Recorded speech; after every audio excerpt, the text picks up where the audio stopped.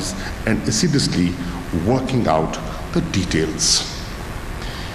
In the context of Pakistan, economic diplomacy means 10 specific things leading to 10 specific agendas. 1. Enhancing Pakistan's exports and increasing our share in the international market, both in the sectors of our comparative advantage and nascent fields, with promising prospects of growth. 2. Integrating our manufacturing and industrial base into the global value chain by attracting foreign direct investment through greater ease of doing business and forging partnerships in strategic sectors of the economy. 3. Overcoming economic headwinds by helping create the fiscal space needed for long-term policy adjustments. 4.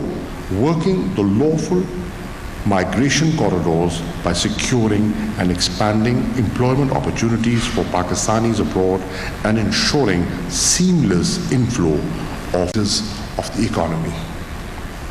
3.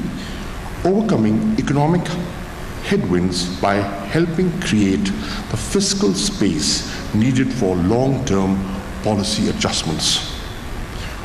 4.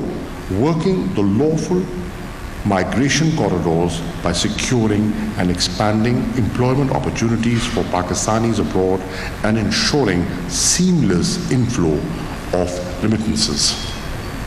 5.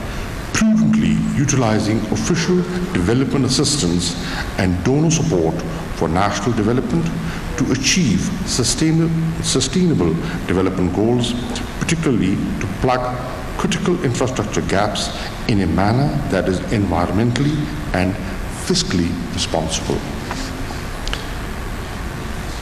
6. Prioritizing technology and investment by indigenizing knowledge and ensuring technology transfers on favorable terms. 7. Promoting tourism as a foreign exchange earner. 8. Giving impetus to various projects on connectivity, from transit and multi-modal transport to energy or digital domains. 9. Working closely with other stakeholders on the current terror financing track to arrest terror funding and preempt threats to our financial systems. And 10. Extending no strings attached economic support to developing countries in humanitarian assistance, education, capacity building, and scientific collaboration. Last year, in December, I had the privilege of co-hosting along with advisor Razak Daud and Chairman Harun Sharif an envoys conference on attracting foreign direct investment and promoting trade at the Foreign Office.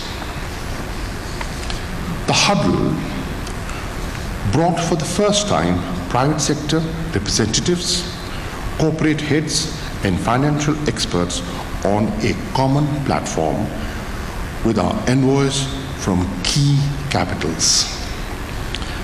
Over a period of 2 days, we held extensive deliberations on the state of our trade and investments and what needed to be done. The outcomes which were presented to Prime Minister Imran Khan, who graced the concluding session, illuminated the way forward.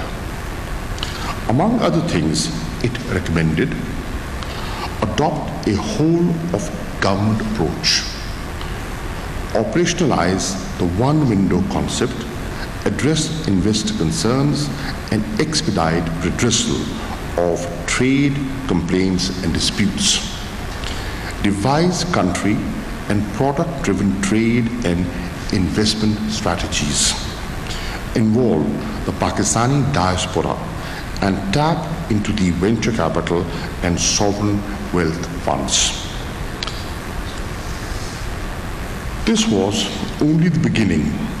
Going forward, I intend to oversee a pivot towards economic diplomacy, wherein the Foreign Office works in the federal government matrix, but also increasingly with provinces and private sectors as an enabler, facilitator, connector, coordinator, and troubleshooter. In the 9 months of Naya Pakistan, I believe we have achieved tangible, measurable outcomes. Allow me to elaborate. 1. Whether it is peace and reconciliation in Afghanistan or peace overtures to India, we have been on the peace offensive. In Afghanistan, a serious push towards dialogue has been made possible by efforts by Pakistan along with other stakeholders as part of shared responsibility. All the while, we have kept our allies and partners engaged and informed. While India has been raking up tensions with Pakistan as an outcome of the BJP government's electoral arithmetic, Pakistan has managed to contain the crisis by acting with great responsibility, utmost restraint, and iron resolve. The Kartarpur spirit envisioned by Prime Minister Imran Khan lends credence to hopes for a fresh push for dialogue and diplomacy once a new government is in place in New Delhi, hopefully soon. 2.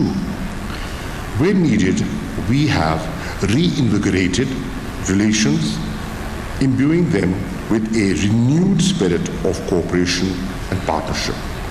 With China, Saudi Arabia, the UAE, Turkey, Qatar, Malaysia, and Iran, our relations have assumed a stronger economic dimension.